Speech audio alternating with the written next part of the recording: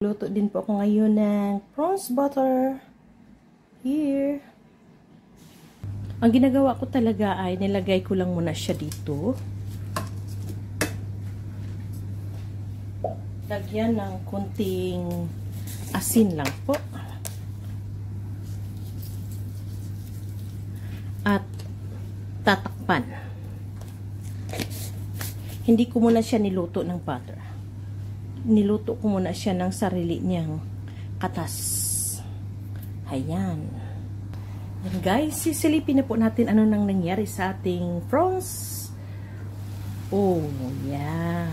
Now it's ready to add the butter and the spices.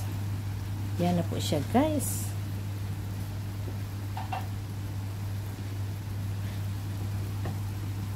Igigisa natin siya sa ating butter.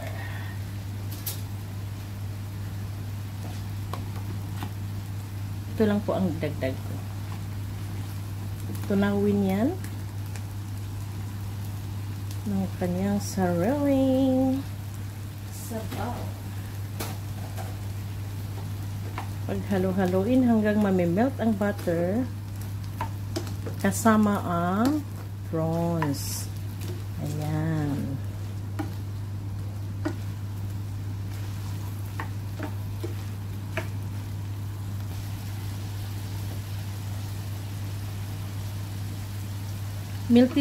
Melted na po guys yung ating butter.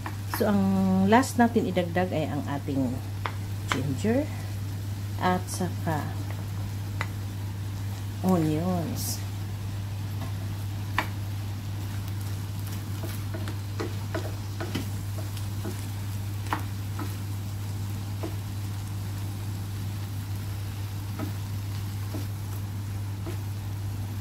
At ang ating sikretong pampalasa oyster. Ayan.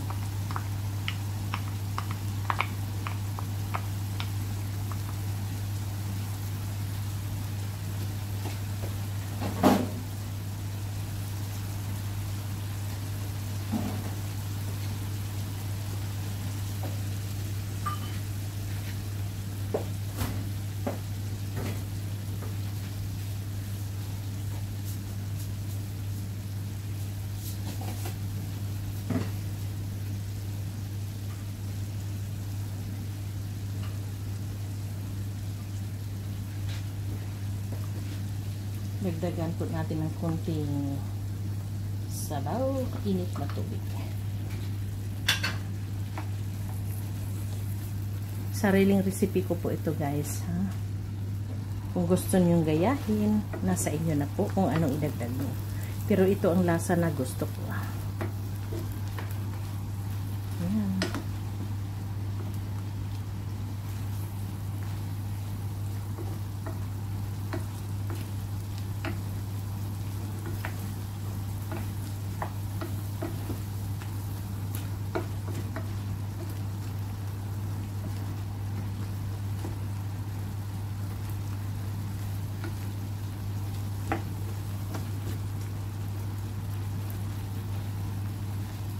Ayan na po guys. Ready na po siya to serve. Thank you again for watching. It's Eden's prawns, buttered prawns. Ayan. That's it. Kailangan may gravy siya guys. Kunti lang.